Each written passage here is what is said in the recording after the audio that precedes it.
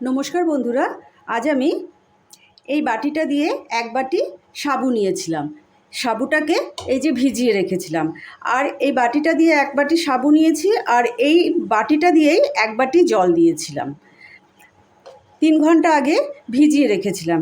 ভিজিয়ে রাখার পরে একদম সাবুটা আমাদের ঝরঝরে হয়ে গেছে, এই যে একদম এইরকম। এবার আমি সাবুটাকে ঢেলে নেব, সমস্ত সাবুটাকে ঢেলে নেব। ঢেলে নিয়ে এবার সাবুটাকে আমি একটু কচলে নেব।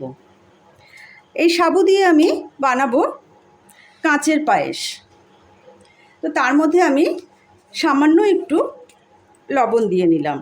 যে কোনো মিষ্টি জিনিস বানাতে হলেই সামান্য একটু লবণ দিয়ে নিলে মিষ্টিটা ঠিক মতো থাকে। এটা দিয়ে এরকম করে এখন খুব সুন্দর করে চটকে নেব। যতটা পারবেন চটকে নেবেন, আর না হলে আপনারা মিক্সিতেও ঘুরিয়ে নিতে পারেন। এরকম করে এখন 5 মিনিট ধরে চটকে নেব। আর আরেকটা দিকে আমি দুধ বসিয়ে দিয়েছি, দুধটাকে ঘন করে দিই। সাবুটাকে চটকে নিয়ে আমি একটা মণ্ডর মতন তৈরি করে নিয়েছি, একদম আঠালো। এটা দিয়ে গোল গোল রসগোল্লার মতন বানালে এগুলো কিন্তু ফেটে বেরিয়ে যাবে না। এবার আমি এগুলো থেকে গোল গোল রসগোল্লার মতন বানিয়ে নেব।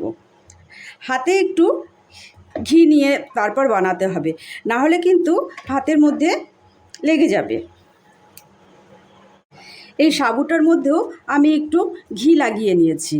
এবার সাবুটা থেকে এরকম ছোট্ট ছোট্ট করে বলের আকার করব। যে যেরকম খুশি করবেন, ছোট করতে পারেন, বড় করতে পারেন। এরকম করে প্রতিটা আমি করে নিচ্ছি। আরেকটা আপনাদের দেখিয়ে দিচ্ছি।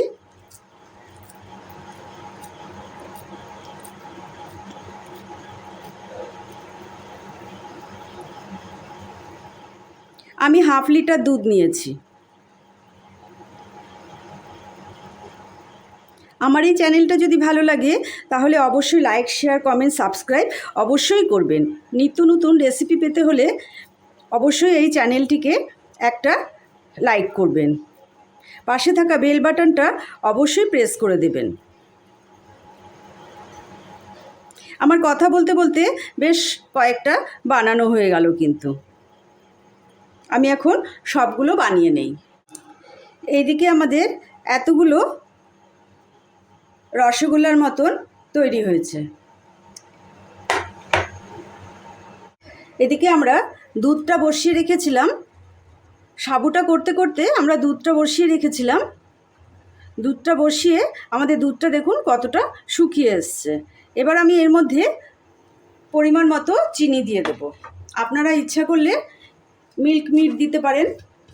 আমি পরিমাণ মতো চিনি দিয়ে দেব। এদিকে আমি 2টো এলাচ ফাটিয়ে দিয়ে দিলাম।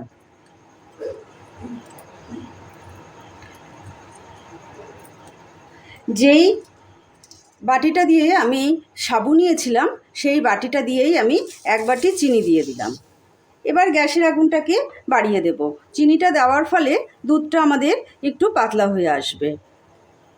সেটাকে আর একটু আমরা ঘন করে নেব, পাতলা ভাবটা কাটিয়ে দেব।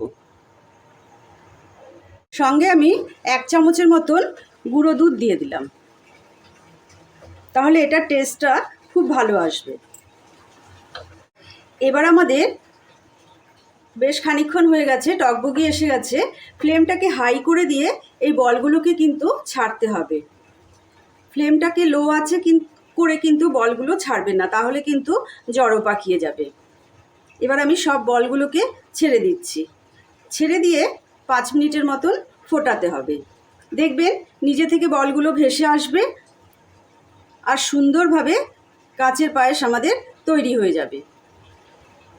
সবগুলো বল আমি ছেড়ে দিলাম। এবার ফ্লেমটাকে জোরে করে দিতে হবে, আর সঙ্গে আমি সামান্য একটু ঘি দিয়ে দিলাম। খেতে খুবই ভালো লাগবে। বলগুলো দেখুন কত বড় বড় হয়ে গেছে, আরও একটু বড় হবে। আমাদের পায়েসটা তৈরি হয়ে গেছে, এবার আমরা নামিয়ে ফেলবো। নামিয়ে 15 মিনিটের জন্য ঢাকা চাপা দিয়ে রাখবো, তারপর পরিবেশন করব। ঠান্ডা ঠান্ডাও খেতে পারেন, গরম গরমও খেতে পারবেন, তবে ঠান্ডা খেলেই বেশি ভালো লাগবে। এটা কিন্তু আরও ঘন হয়ে যাবে।